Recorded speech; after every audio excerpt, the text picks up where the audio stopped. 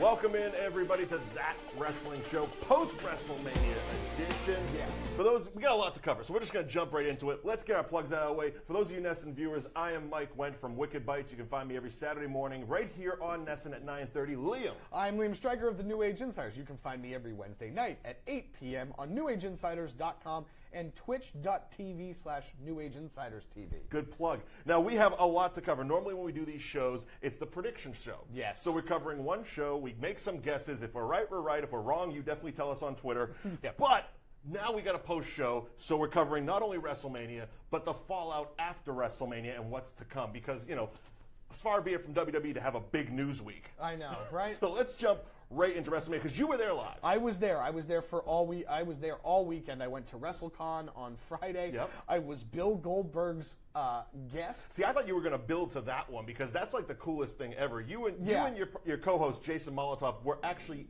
at the Hall of Fame. Yes. So as Bill Goldberg, the headliner. The headliner's personal guest. So Bill Goldberg is a friend of the New Age Insiders. He is he's been on the show several times. Yeah. If you follow us, there is a lot of lore. My co-host Jason, he is infatuated with Bill Goldberg, and it has led to this very, very weird relationship.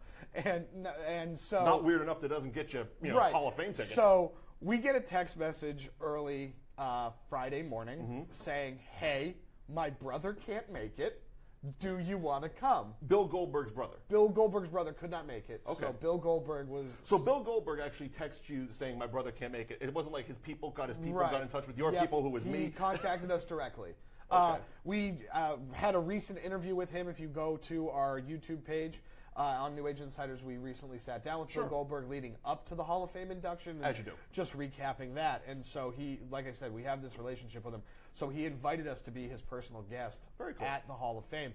And it was very much like that scene in Wayne's World where they're walking around with the backstage passes, because we didn't have tickets. Right. Like, it was just a wristband that just said Hall of Fame 2018. Yep. And you were just hoping. We were just walking through doors going like this.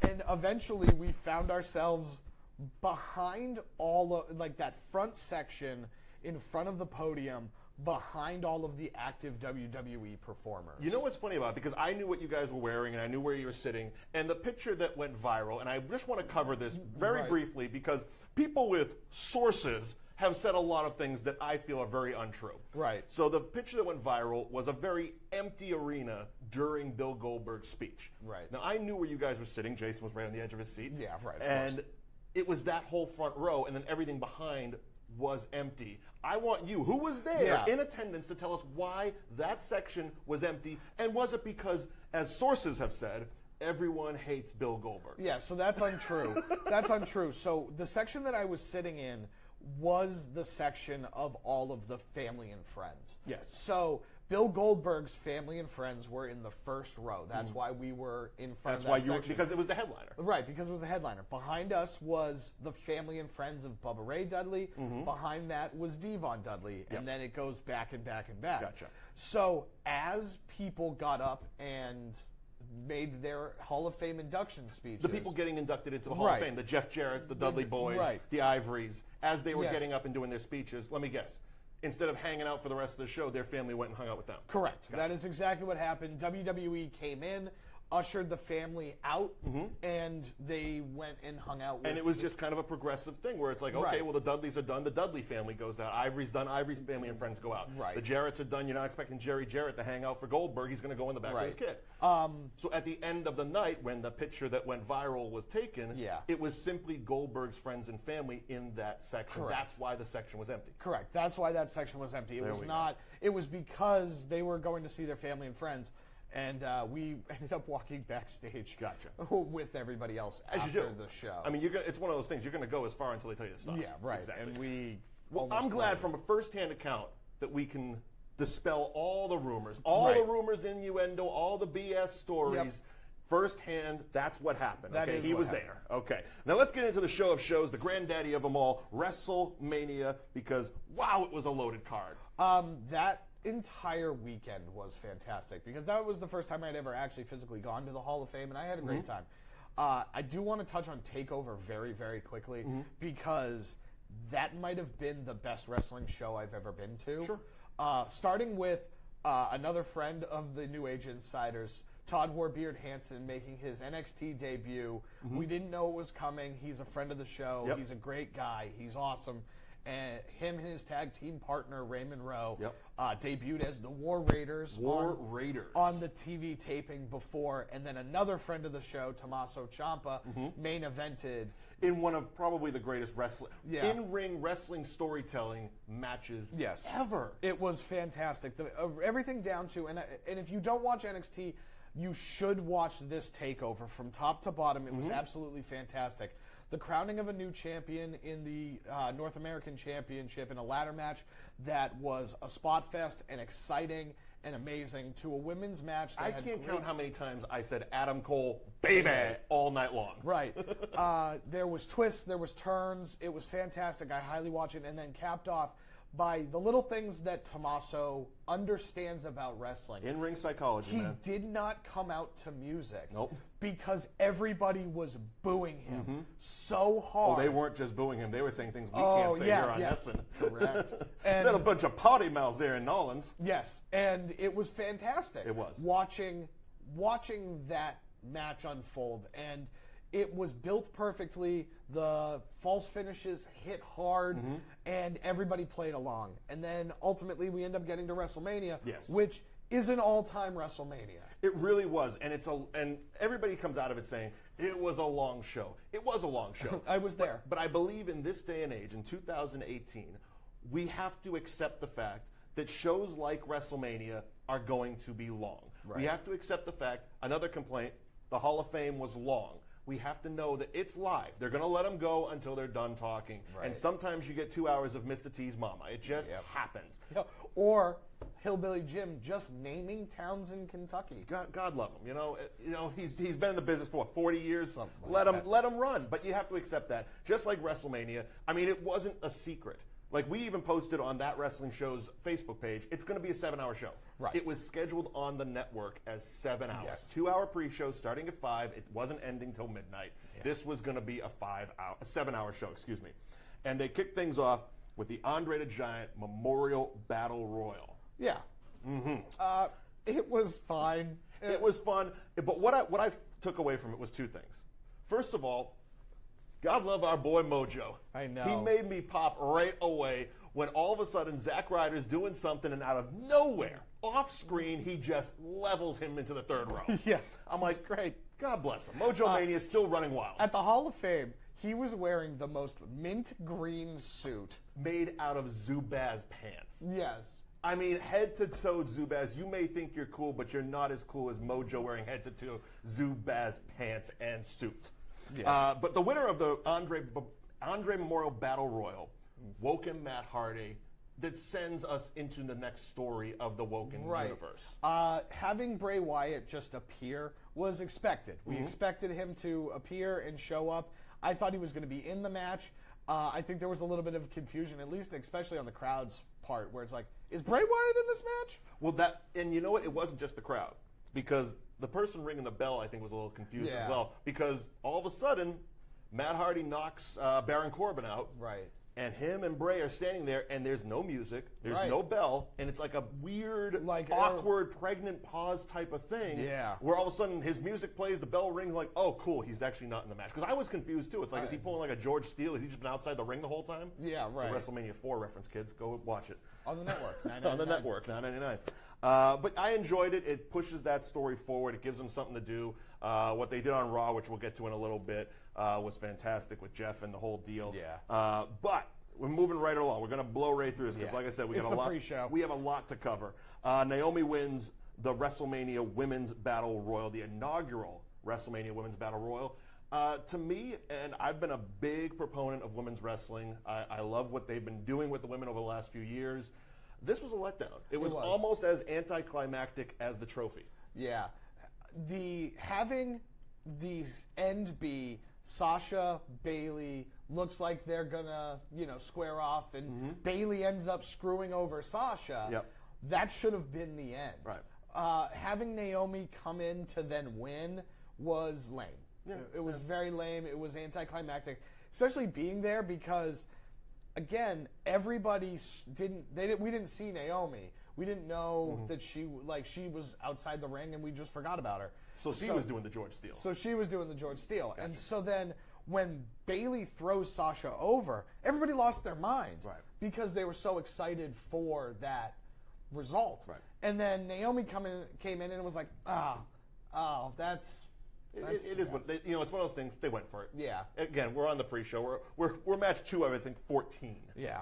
Cruiserweight Championship. Cedric Alexander finally wins the tournament over Mustafa Ali, becomes a new Cruiserweight champion. Your thoughts? I was making chicken wings.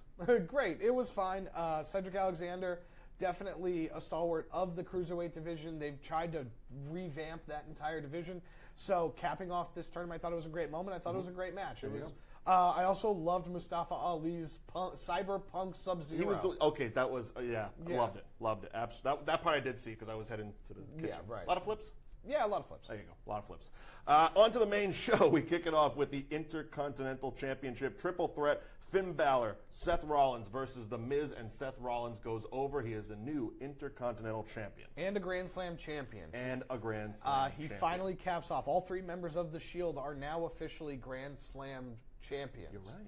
So he is the last person of the 3 to accomplish that feat. Congratulations to Seth Rollins. That was a great way to kick off WrestleMania. It was absolutely fantastic.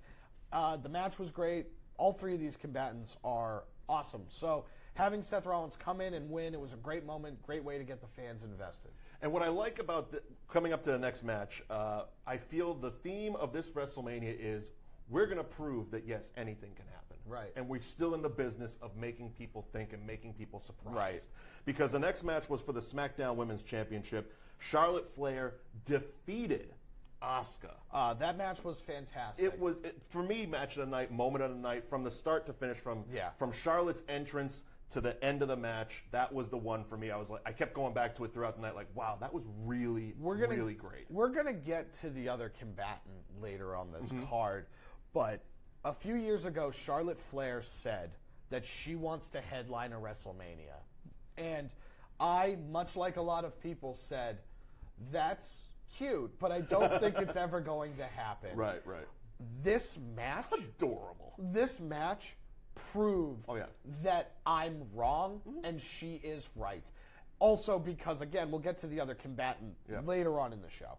But, yeah, that match was up there as contender for match of the night. My match of the night is a different match, and again, we'll get there. But, yeah, this was one of the best matches of the night.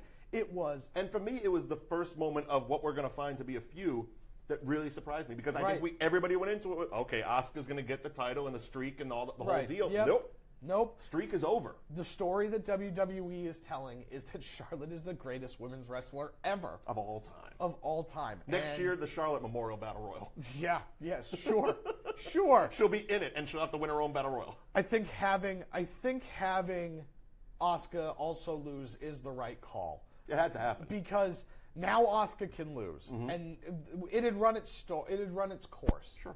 Right? I always said that the streak, ending Goldberg's streak with a cattle prod, was genius. It was great because it took trickery and a cattle prod to take this man down. Right? What sours that moment is the finger poke of doom the next night.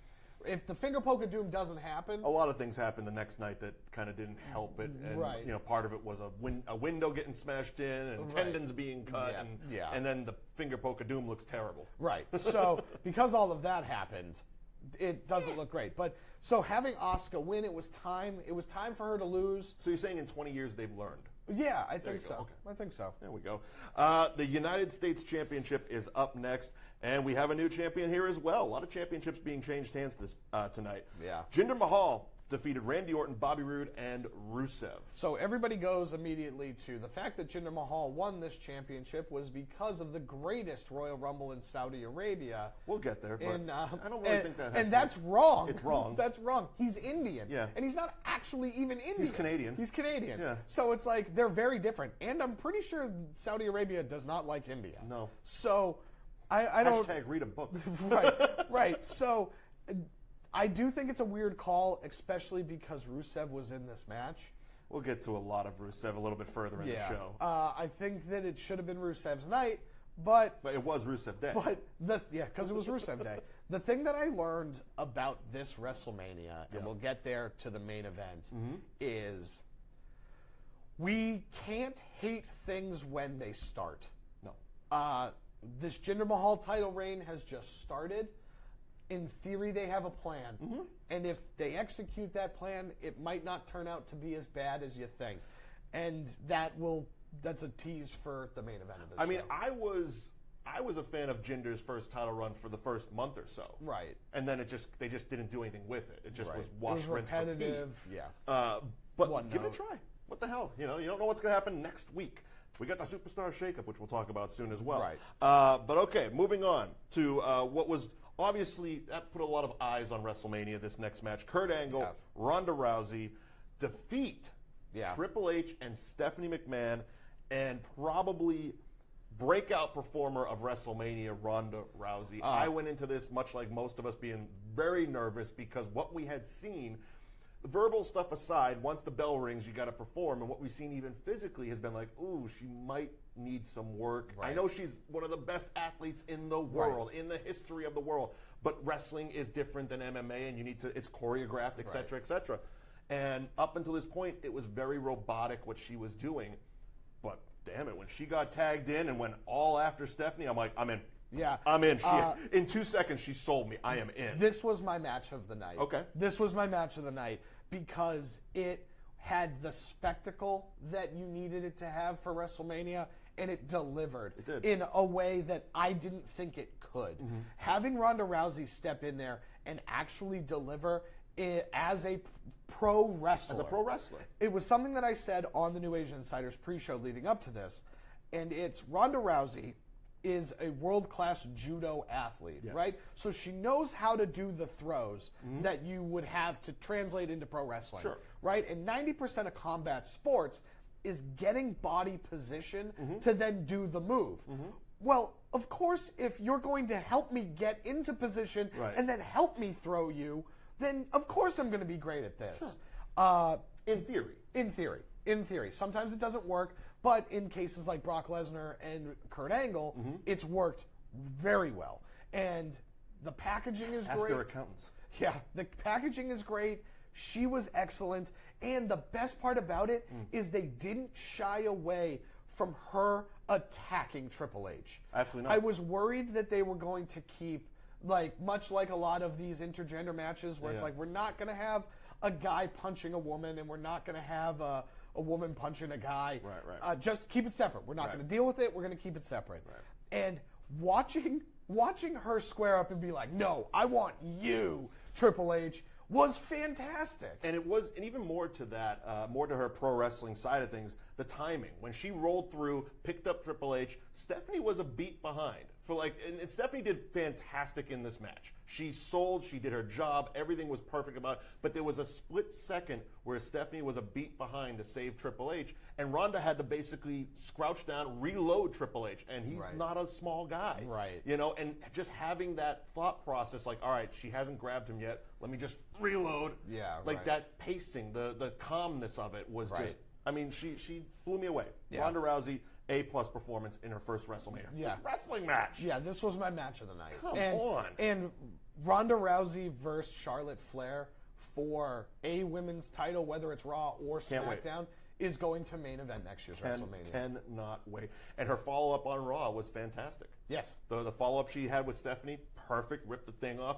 She's a killer. Yeah. They have officially made Ronda a killer. Yeah. Because up until this point, she was just, smiling and waving, happy to be here. Let's see what happens. She is female Brock Lesnar. She is, and she's official. She is legit. Moving on to the SmackDown Tag Team Championship match. This was a quick one. I did barely have enough time to send a tweet. I know. The New Day, the Usos, were beaten by the Bludgeon Brothers handily. Yeah.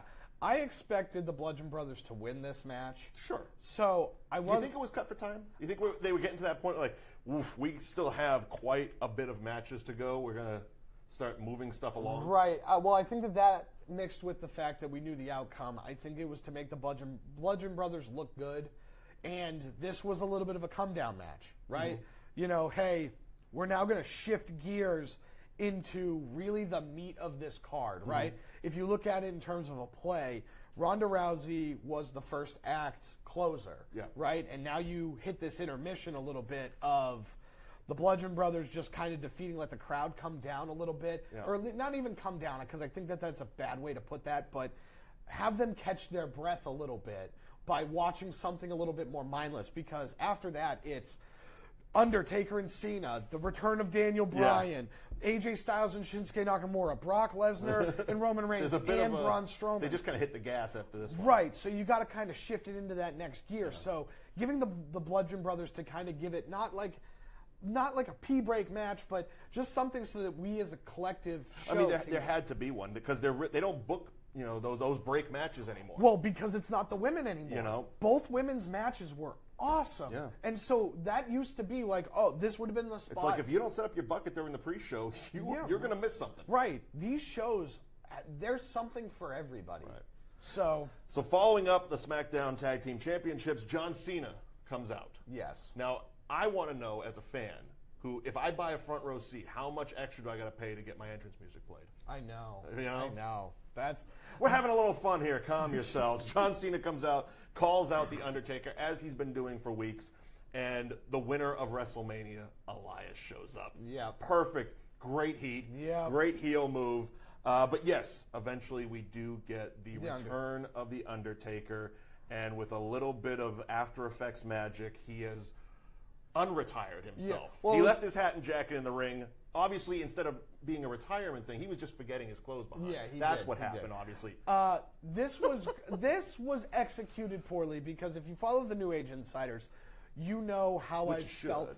Which you should, right? At New Age Insiders, at Liam NEI. There you go. At Bill Neville NEI. So if you follow it, you know how much I've hated the fact that The Undertaker retired in Orlando and is now going to wrestle here. Mm-hmm.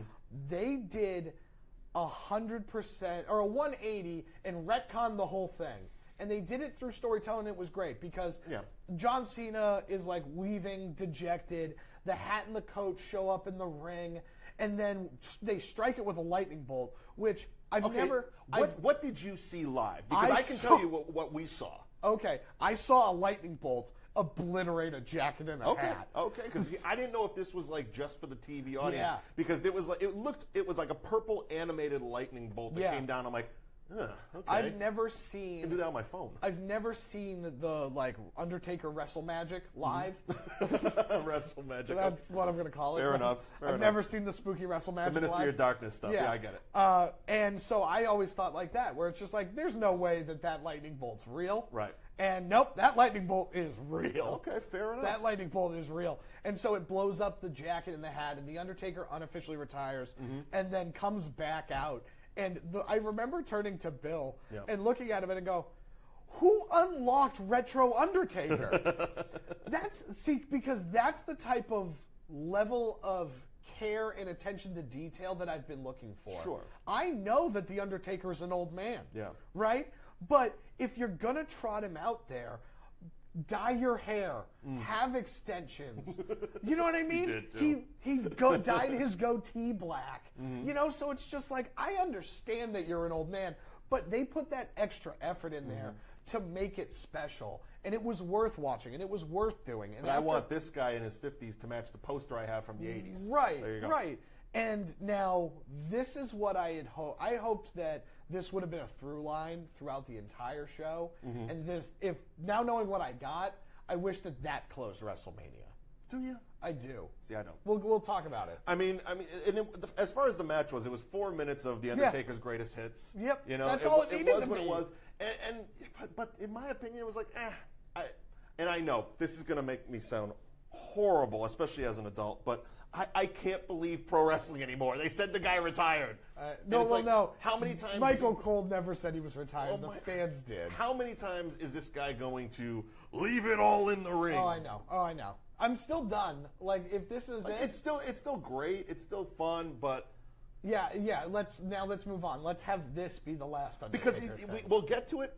It's not. It's not. And we'll get to it because I don't want to spend all my time in this talking about what I want to talk about in a little bit. So let's plow right through to the next match. Daniel Bryan and Shane McMahon go over Kevin Owens and Sami Zayn. Now, this had a few things going on with it. First of all, Shane was still very hurt. Yes. Daniel Bryan hasn't wrestled in 3 years. Yes. Again, we'll get to Daniel Bryan, very similar to Undertaker and my feelings on this. But ultimately, what them beating Kevin Owens and Sami Zayn means, they're still fired from SmackDown. They are, and then they, on Raw, didn't get jobs.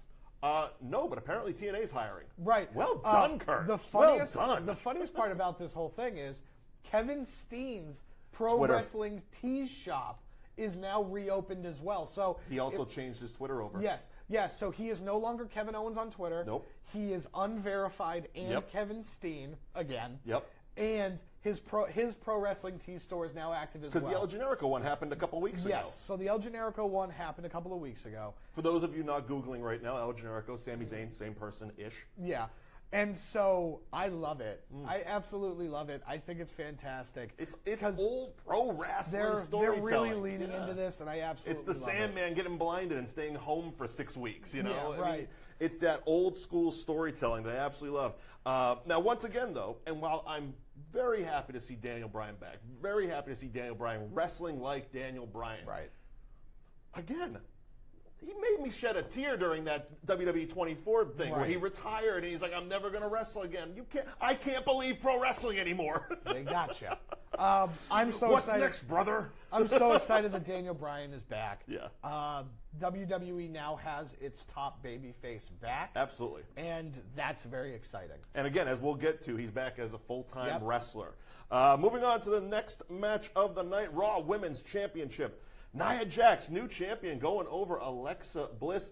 Finally. Yeah, this was awesome. I guess with Nia Jax, all we can say is finally. Right. This was fantastic. This was awesome. This reminded me very much of Ivory versus Chyna. Yep. Their WrestleMania match where Chyna had been, screwed over and screwed over and screwed over by Ivory, and she couldn't get the women's title back, and then just dominated her when she had the opportunity. This fills out the story. This is something that we had talked about weeks ago. Yep. Alexa Bliss basically called Nia Jax fat. Oh yeah, her and Mickie James went full Mean Girls. Right, and the internet exploded about it, and because they don't like storytelling. Right, and it's just she can't say that, she can't do that, right. We rehashed that, but this is exactly what we said back then. We don't have a wrestling rant today on this show, but damn it, it's a TV show. Right, correct. Fictional characters. Correct. But Nia Jax got hers. She got hers. She beat up the girl that was bullying her, and she won the championship. Exactly. Like the story tells. Because that was the story. It's still real to some people, damn it. It is. WWE Championship match being billed as the dream match, and once again, a huge shocker to most people. AJ Styles defends. Yes. And Shinsuke Nakamura goes full-on heel at the end of the match. Yeah. So this is one thing, and this gets into the part of my show, or the show for me, where I have to take the fans to task. Because please, I do it enough. Go ahead. Because join in. Water's warm. Everybody immediately we're sitting in the arena, and the graphic for AJ Styles versus Shinsuke Nakamura pops up. Mm-hmm. And immediately this is awesome starts. Well, but immediately the crowd disengages from the show, the live crowd. Go on. Because the reality of Roman Reigns versus Brock Lesnar going on last sets in. Okay. Because it wasn't going to happen, but Braun Strowman's tag team partner would have had to have been CM Punk to close that show. Yeah. In order for the Raw tag team titles to close the show. Right? So. Oh, yeah, we still do have that one. Yeah, right. So, knowing what was left, they started to disengage. Okay. Then the fact that fans. It was also around hour 5.5. Right. And fans, for the most part, hear the names but don't know what they're watching. Okay. Or what they are expecting to watch. Shinsuke Nakamura. Okay, I think for those of us casual fans, if you will, we've heard enough on the internet of Shinsuke Nakamura versus AJ Styles. That we should believe this is a dream match, but we don't know why it's a dream match because we didn't see the match they had in Japan. You hadn't looked at it, and I said, YouTube, my God. Yeah, right. I said this. You can get New Japan World for $10 too. There you go. I think it's actually $7, but that's neither here nor there. AJ Styles and Shinsuke Nakamura, and what they think is Ricochet with like all sorts of crazy flips and nonsense versus Kota Ibushi, who's also a flippy nonsense guy. Okay. Right? When that's not the case. Shinsuke Nakamura is the king of strong style. And for those of you who don't know what strong style actually is, which most WWE casual fans don't quite understand. You hear the term. It sounds fun. It's a lot of strikes and kicks and punches and forearms and knees. And it's basically, I'm going to work you very stiff. The term is stiff, where you don't really put all your weight behind a punch or a forearm. And when you do, it's working stiff, right? And so Shinsuke Nakamura takes pride in working that stiff, strong style. Which we saw in his first match at NXT with Sami Zayn. Correct. And so AJ Styles and Nakamura beat the holy hell out of each other. Yes, they did. And I, as a fan of Japanese wrestling, loved it. But my section, at least, was like, this is boring. Pick up the pace. Oh, gotcha. And it's like, first of all, what you need to realize is... They wanted more flips. Right, they wanted more flips. They wanted more flips. And the internet loves flips. Right. And this is where I take them to task. Okay. Because you have to this clearly at the end by having AJ win and Nakamura and forearming him in the balls. Yeah. This is the first match, not the last match. Yeah. So to sit there and actively hate a match. This isn't the end of the story. Right. This is the beginning. Just the beginning. Right. So they're not going to pull out all those stops. Especially as we saw on SmackDown on Tuesday. Correct. You're not going to... Listen, it's not like wrestling's going away. Right. You didn't get what you wanted and you started to complain about it in the middle of the story. Right. When it hasn't even started yet. Gotcha. And so, again, we'll talk about it at the end when we get to Brock versus Roman. But, yeah, you gotta... You have to watch these things through because they're trying to tell a story. Let them tell you the story. Yeah. Let them tell you the story. Stop judging before things happen and let them finish before you hate them. There you go. That's what I learned at this WrestleMania. There you go. All right. So moving on to the Raw Tag Team Championships. The Bar versus Braun Strowman and a 10-year-old boy he pulled out of the crowd named Nicholas. I loved this.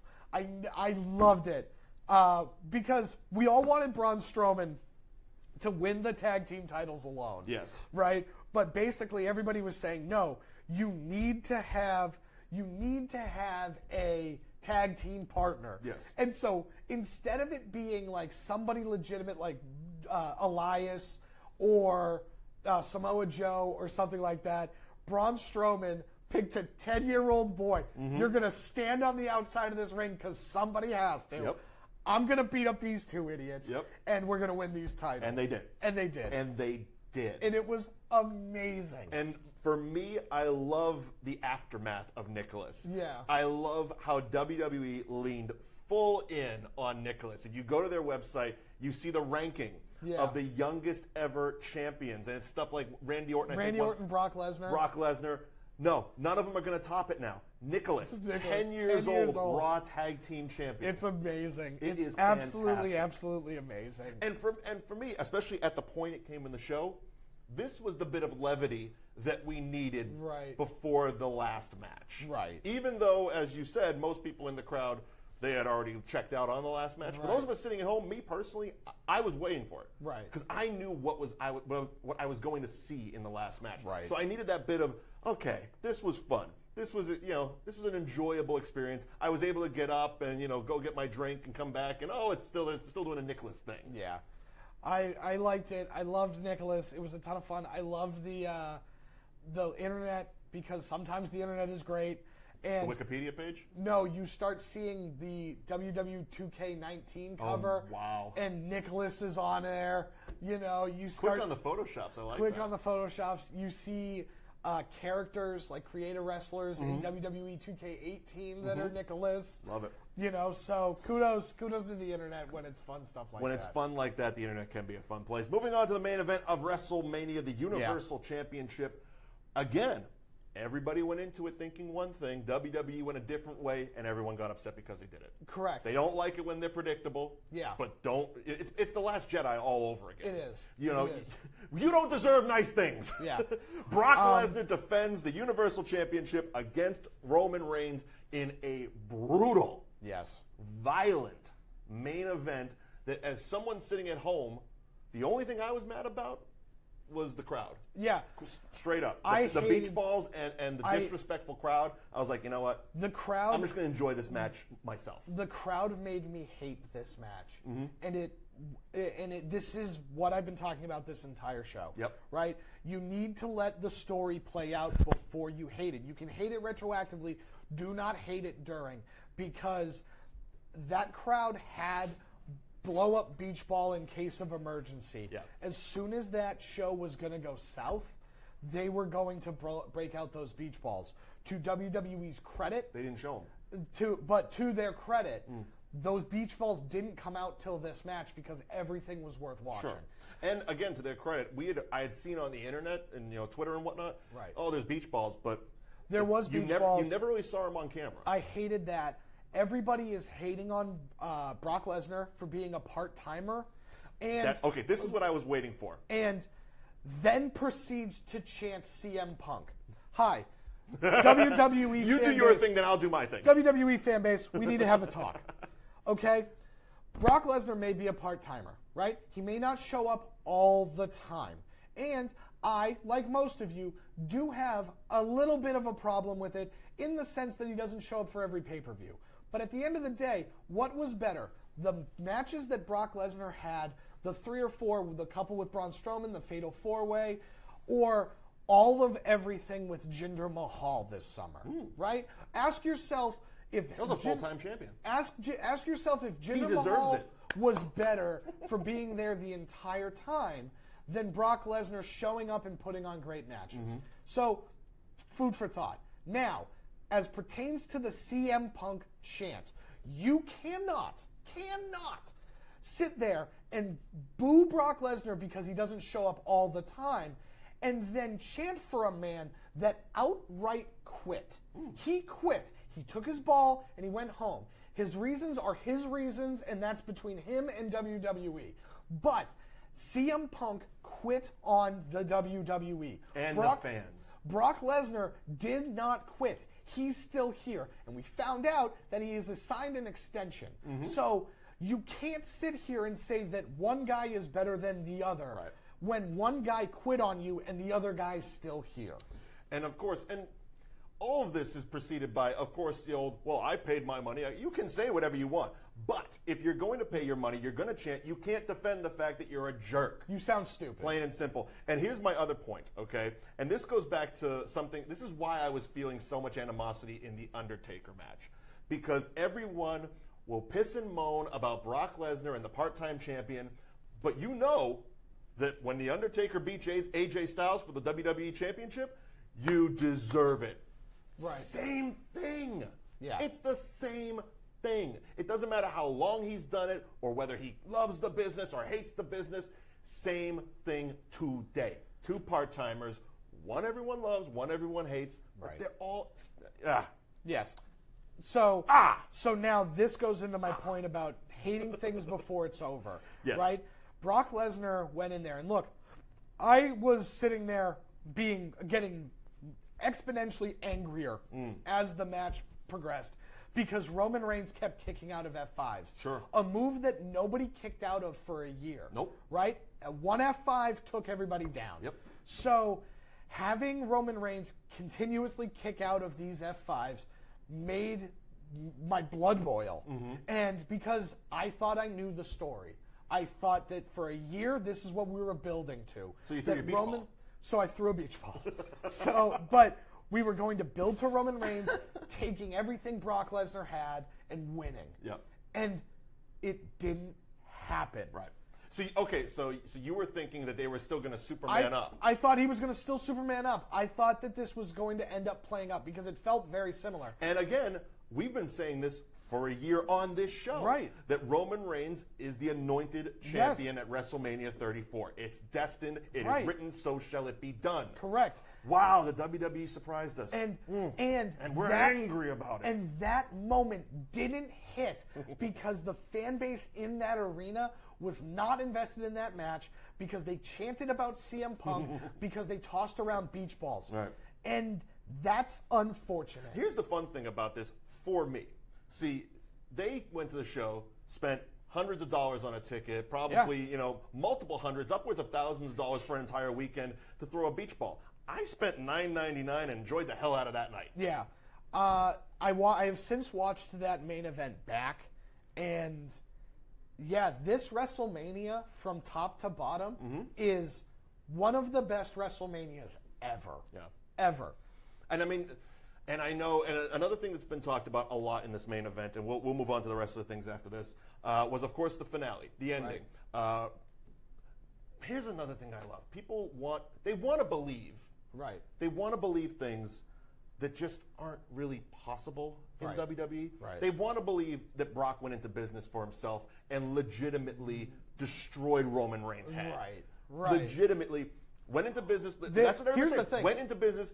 But I'm watching it. I'm like, and again, I watched it back the next night because I was drinking during WrestleMania. So I'm like, maybe I missed something. Right. Watched it back, clean and sober, with a cup of coffee, and you watch it. It plays out. He starts taking his gloves off. I'm like, oh, he's going to do what he did to Randy Orton. Right. And he does. Right. And it's awesome. Roman, covered in blood, gets up, starts screaming, snarling, biting. And it's like, this is fantastic. And he loses. Right. Because I was even all on board at that point for Roman to win, because now the blood's... Okay, definitely. Right. No. Well, you don't get that. Brock Lesnar... in front of his father. Right. This is what I was talking about. We're hating something. I hated the Brock Lesnar story all year. Yeah. All year. Because I thought go back and watch this show. Yeah. I ranted multiple times. Yeah. And I hated it because I thought I knew the ending. Yeah. And then I hated it because Samoa Joe puts on a great match with Brock Lesnar.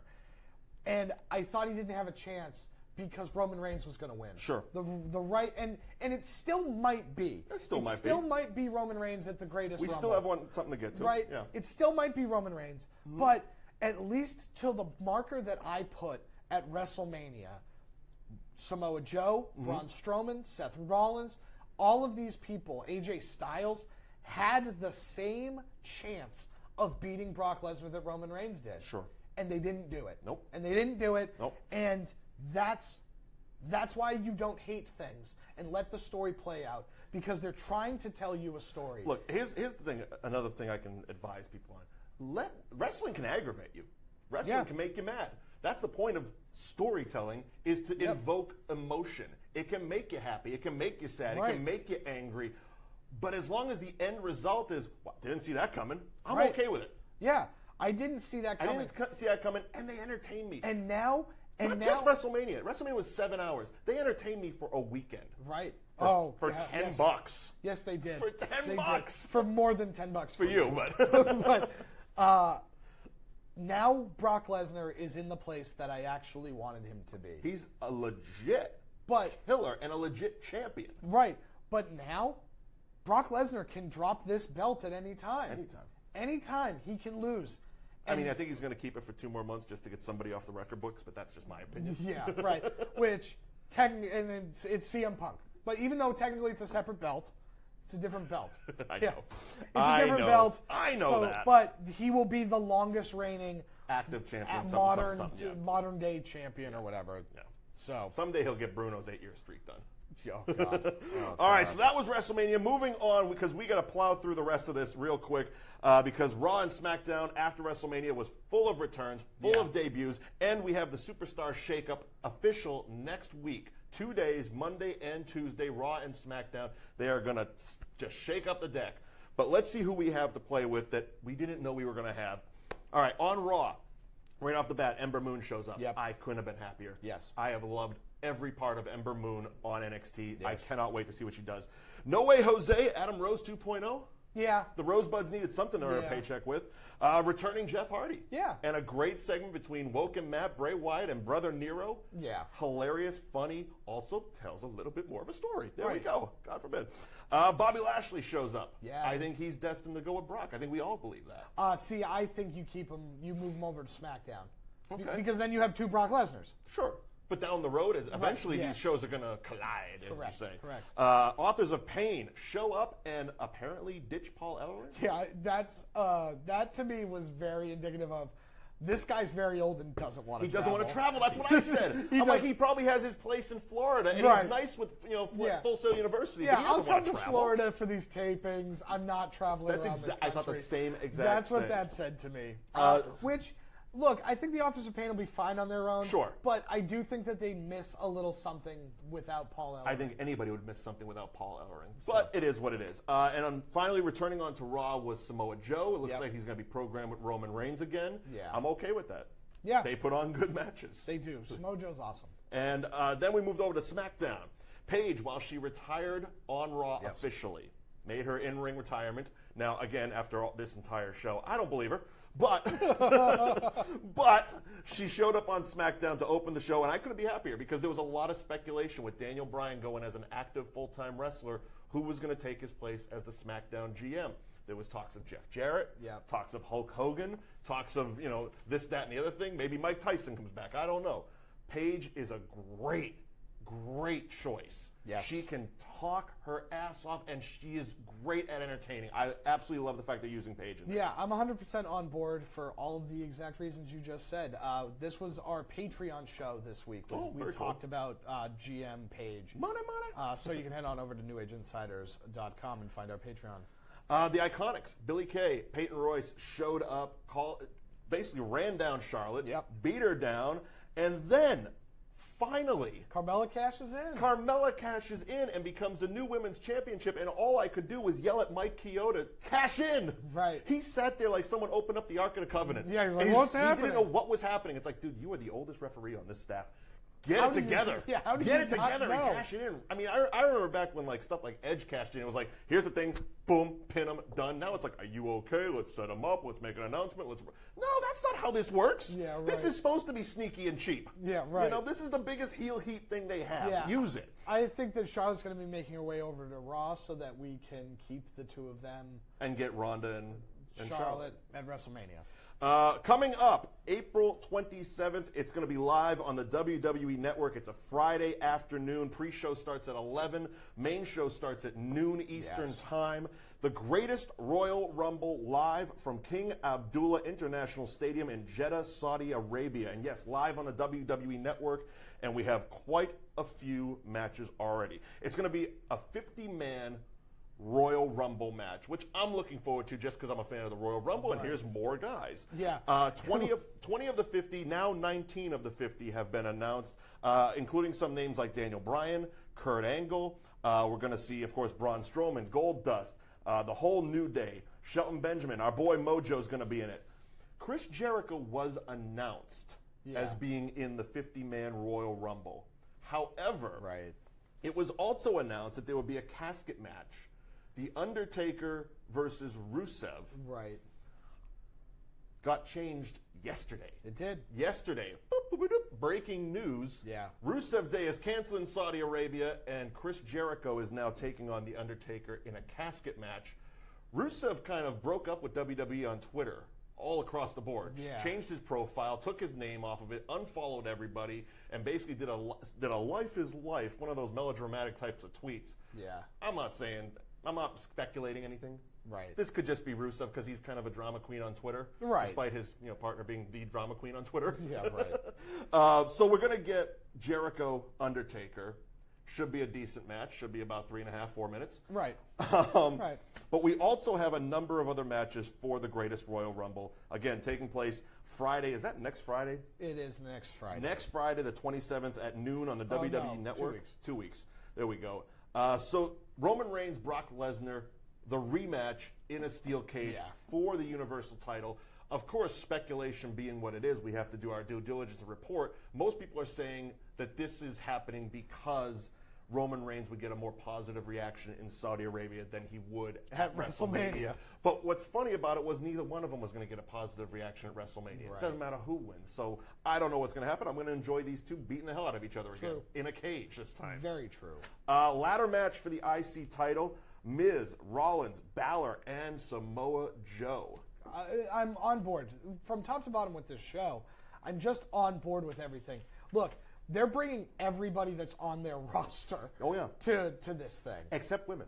except women, because the Saudi Arabian people will not let. them That's wrestle. one thing when I was putting the sheet together. I'm like, oh yeah, there's no women on the card. Yeah. Guess they haven't got up with the times. I guess. All right. Well. All right. Anyway, Bludgeon Brothers are going to take on the Usos for the tag team titles. Yep. And we've been having the tag team elimination or tag team eliminator. Yep. And we're going to get our finals Monday, this coming Monday on Raw. So we'll know who. So it will be Sheamus and Cesaro facing the winner of the Revival and Matt Hardy, Bray Wyatt for the vacant Raw tag team titles because Nicholas needs to get back to school. He has a scheduling conflict. He had a scheduling conflict. Because he's in the 4th grade. Yeah, exactly. We're also going to get John Cena and Triple H. Yeah, which Why is not? great. As you do. Great. Should be a fantastic match. Cannot wait. So that is going to be the greatest Royal Rumble Friday, And then, April 27th. and then the 50-man Royal Rumble, of 50-man Royal Rumble, the whole deal. Now, I'm curious, just spitballing, do you think that they're going to add anything to that Royal Rumble, or is it just bragging rights? I think it's just bragging. Like rights. maybe the winner gets something at SummerSlam. Maybe. Because that's originally when it all shook up and they hadn't announced Brock had re-signed with the company. They hadn't announced he was taking on Roman Reigns at this greatest Royal Rumble. My first thought was, okay, well, Brock's the champ. A few things are going to happen. Again, this was before they announced he had re-signed. I'm like, he's either going to vacate it on Raw, and the winner will be there. Yeah. Or he's going to pull a Shawn Michaels back in the day. He's just going to disappear with the title and then later come back and pull a Razor and Shawn thing from WrestleMania, who's the real champ. Right. Of course, none of that happened. We're going to have a championship match in a steel cage, but it'd be nice if there was something more than just bragging rights. Right. I mean, it's good enough for me because it'll be a fun show, but let's keep it rolling. Keep the story going. I agree. And then coming up, May, the next time you will actually see us here on NESN is Backlash. The first official pay-per-view to be co-branded. I'm so glad that they're going back to co-branded. It was too much. I mean, look, I know you all love seeing us here, right? But it's just a lot to get up for each one of these shows every 2 weeks. Every 2 weeks it's tough to come in here and do it. But if you want to see more of that an wrestling hour. show, if you want to talk about that wrestling show more, tweet at NESN. Say, hey, we want this more. We want to see more of that wrestling show. These two guys know what they're talking about. So Backlash, May 6th, is the co-branded pay-per-view after the Superstar Shakeup. Cannot wait. There's going to be a lot happening in the next month. So, of course, follow us on Twitter, Mike Wendt, Liam NAI. Thank you for joining us here on NESN for that wrestling show, and we will see you in a few weeks for Backlash. Bye, everybody. Bye-bye.